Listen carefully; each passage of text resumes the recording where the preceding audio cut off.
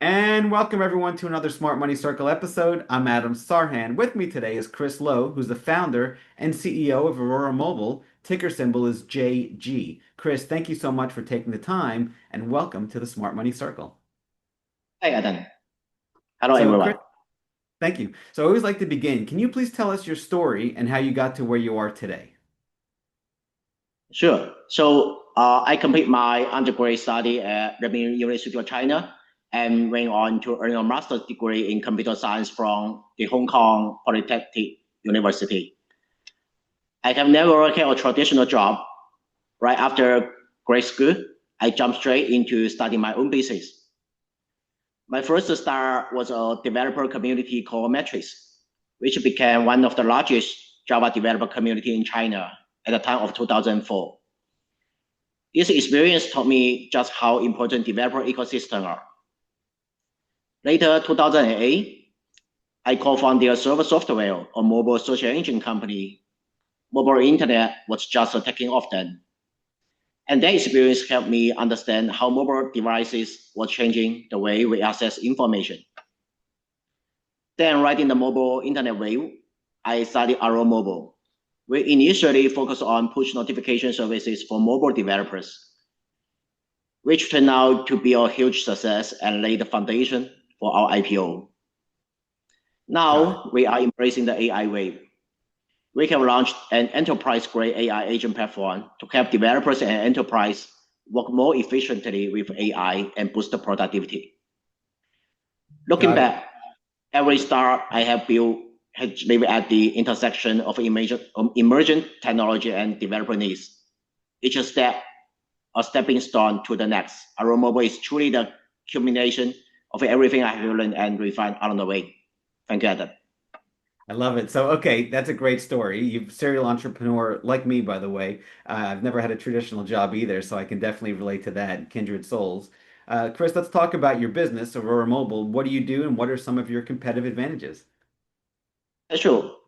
Aurora Mobile is a tech company focused on customer engagement and AI-driven solution. We are listed on NASDAQ under the ticker JG. We serve global enterprise clients with our messaging and marketing automation platform, Engage Lab, and also provide an enterprise-grade AI agent platform called GPT-Boss.ai. We believe data and AI will fundamentally change the way business and customer interact. And we are creating secure, powerful platforms to help our clients operate with great intelligence, efficiency, and impact. Wow, I love that. So basically what you're doing, if I understand you correctly, is you're allowing developers and businesses basically bridging a gap between AI and I guess a better developing experiences for businesses that want that, and then you're able to put that together. Is that a good way of summarizing it? Yeah, correct. Love it. Okay, beautiful. Let's talk about risk management, Chris. How do you handle risk as a serial entrepreneur? You've started many successful businesses. You're leading Aurora now. How do you handle risk, and what are some mistakes you see people make with respect to risk management? Sure. So being an entrepreneur is kind of like being a professional risk taker. I have always loved exploring the unknown, and risk is a nature part of that. I don't see risk is something to run away from. Let's say I have learned some hard lessons from taking on too much risk. These days, my approach is more balanced. I still believe in exploring and innovating, but only if we can ensure operational safety and resilience at the same time. I have seen many entrepreneurs make the same mistake when it comes to risk management, either ignoring basic safety boundaries or stop exploring out of the field. I think both are extremists. A healthy approach is to build a controllable risk framework and keep innovating, pursuing breakthroughs that remain within an affordable and manageable range. Love it. So, next question for you, Chris. Yep. Let's talk about timeless lessons. What are some timeless lessons you've learned along the way that you'd like to share with the audience? And so two things I have learned that always hold true. The first, always respect the market and always put your customer first. The market won't accept you just because you have great technology or big dreams. What determines how far you can go is whether customers are willing to pay for what you are offering.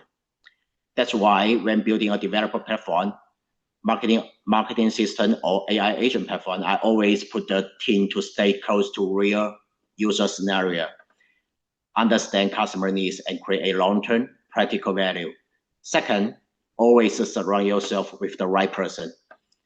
A great team can do way more than you expected, but the wrong person can ruin even the best strategy and resources. In my experience, what really helped me get through the hardest stage was finding and working together with people who believe in the vision and were willing to fight for it. That's why, for me, choosing the right person has always mattered more than choosing the perfect project. I love that. And what criteria do you look for the right person? Is it a technical skill? Is it a soft skill like interpersonal relationships or emotional IQ? Like what are some of the traits you look for the So right people? it should be visionary and share the same vision with the CEO, with me, and with the company, I love and that. self-driven. Yeah. I love that. That's great. Okay, next question for you. What about some timeless mistakes? Either you've learned, you've seen other people make them, and how do you learn from them so you don't repeat them? Yeah, I think the biggest mistake is refusing to admit your own mistake. So a lot of failure don't come from making the wrong call, but from not being willing to admit you made the wrong call. So being able to reflect and looking at things from a higher perspective is a skill every entrepreneur needs, I think. Yeah, that's really, really powerful. So you're saying if you went right, but the data says that's a mistake, don't stay going right, adjust and go left or go up or go down or whatever the case is. Is that correct? Totally agree. Yeah, love that. Okay, next question for you. Let's talk about leadership. As a founder and CEO now of a publicly traded company, congrats again on the IPO and all the success you've had. What makes a great leader, and what are some lessons you've learned about leadership that you'd like to share with the audience? Yeah. So true leadership isn't about control. I think it's about unlocking potential. You cannot make someone grow by micromanaging them.